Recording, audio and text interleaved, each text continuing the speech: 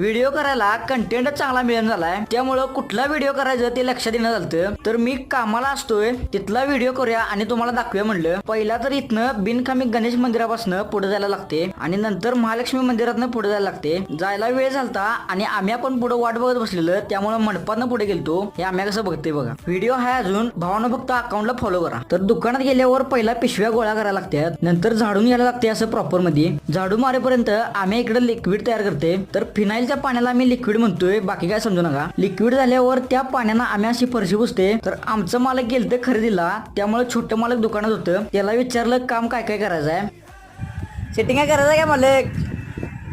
तर त्याने एक कपाट सरळ लावायला सांगितलेलं. हे कपाट सरळ करायला मला अर्धा तास लागला. करायला गेलं तर 5 मिनिटाचं काम आहे. खरं साईज मिक्स असते, त्यामुळं व्यवस्थित माल चेक करून लावायला लागतोय. इकडं आम्याचं कामाच्या नावानं दुसरी बोंबाबोंब चाललेली. सकाळपासून ऊन पडलेला आणि मध्येच पाऊस आलता.